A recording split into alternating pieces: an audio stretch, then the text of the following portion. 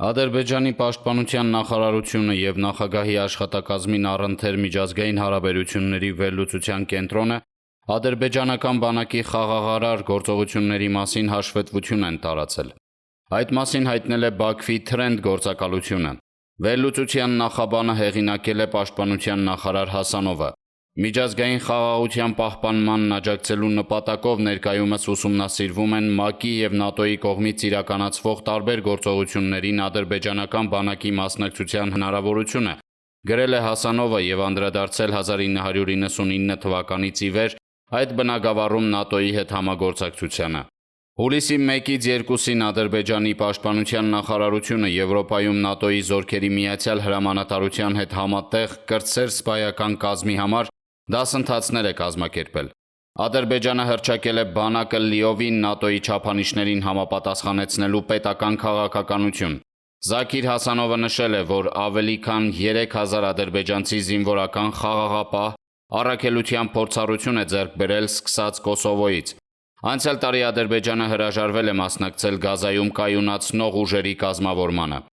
Ինչ խաղաղապահ առաքելության է պատրաստվում ադրբեջանական բանակը, Մինվալ պոլիտիկայի մեկնաբանի գնահատմամբ ադրբեջանական բանակի կատարելագործումը անհրաժեշտություն է, քանի որ մենք ապրում ենք չափազանց վտանգավոր աշխարհում, որտեղ մի երկրի խաղաղասիրությունը դեռևս անվտանգության երաշխիք չէ։ Ուստի ադրբեջանական բանակը պետք է ոչ միայն վառոդը չոր պահի, այլև կատարելագործի մարտական փորձառությունը։ CNN Թուրքին հարցազրույցում Թուրքիայի արտաքին գործերի նախարար Ֆիդանը հայտարարել է, որ Իսրայելը միջազգային հանրության համար վերածվել է այլևս անտանելի բեռի։ Իսրայելի պաշտպանության նախարար Կացը ՆԱՏՕ-ի անդամ երկրներին կոչ է արել զսպել Թուրքիայի ցեղասպան մտադրությունները։ Ադրբեջանական բանակը նախապատրաստվում է թուրք-իսրայելական պատերազմի։ Իրանում սկսվել է նախկին գերագույն հոգևոր առաջնորդ այաթոլլահ Ալի Խամենեիի հուղարկավորության պաշտոնական արարողությունը, որ կտևի մինչև հուլիսի 9։ Նախօրեին The New York Times-ը հղելով ամերիկյան նախկին և գործող պաշտոնյաների սենսացիոն հրապարակում է արել, ըստ որի Իսրայելը ծրագրել էր սպանել Իրանի արտաքին գործերի նախարար Արաղչիին և խորհրդարանի նախագահ Ղալիբաֆին։ Թերթը գրել է, որ Միացյալ Նահանգները ոչ միայն Իսրայելին համոզել է նման քայլի չգնալ, այլև տարածաշրջանի դաշնակից երկրների միջոցով իսրայելական մտադրությունների մասին Իրանին զգուշացրել են։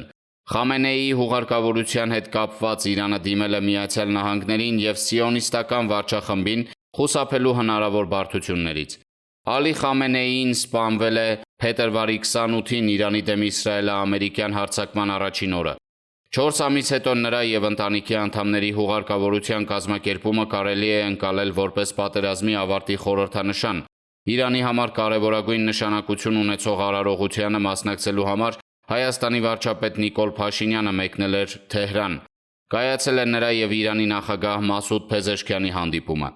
Կողմերը մտքեր են փոխանակել տարածաշրջանային նշանակության հարցերի շուրջ, կարևորելով խաղաղության, կայունության և տարածաշրջանային համագործակցությանն ուղղված հետևողական քայլերի իրականացումը, փոխանցել է Հայաստանի կառավարության մամուլի ծառայությունը։ Հարավային Կովկասի երկրների Իրանի նախկին գերագույն հոգևոր առաջնորդի վերջին հրաժեշտի արարողությանը նման բարձր մակարդակով մասնակցել է միայն Հայաստանը։ Նախնական տեղեկությամբ Ալի Խամենեիի հուղարկավորության պաշտոնական արարողությանը Ադրբեջանը կներկայացնի Միլի Մեջլիսի խոսնակ Գաֆարովան, նրա և իրանցի պաշտոնյաների հանդիպման մասին առայժմ ոչինչ հայտնի չէ։ Ուշագրավ է, որ Իրանը Բաքվում վերջերս կայացած ԻՀԿ երկրների խորհրդարանական միության նստաշրջանում ներկայացրել է խորհրդարանի նախագահ Ղալիբաֆը։ Նա նաև առանձին հանդիպում է ունեցել Իլհամ Ալիևի հետ և հրապարակային փակել Իսրայելի կողմից Իրանի դեմ Ադրբեջանի գործողությունների թեման, հավաստելով, որ պատերազմի օրերին Ադրբեջանը եղել է Իրանի կողքին։ Իրանը և Ադրբեջանը ծրագրել են մոտ ապագայում Արաքսի վրայով ավտոմոբիլային կամրջի շահագործման պաշտոնական արարողություն կազմակերպել։ Այս համատեքստում, բայց և հաշվի առնելով, որ Իլհամ Ալիևը Ալի Խամենեիի հետ նաև անձնական մտերմություն է ունեցել, ինչի մասին նա խոսել է մարտի 4-ին Բաքվում ԻԻՀ դեսպանատուն այցի և ցավակցական գրառում կատարելու ընթացքում, բավական արտառոց է, որ Իրանի նախկին գերագույն հոգևոր առաջնորդի վերջին հրաժեշտին Ադրբեջանի նախագահը չի մասնակցել։ Գուցե դա Իսրայելի հետ հարաբերությունների խորքով է պայմանավորված։ Հայտնի է, որ Ալիևը իսրայելա-ադրբեջանական ֆորմալ հարաբերությունները համեմատել է այսբերգի վերջրային մասի հետ։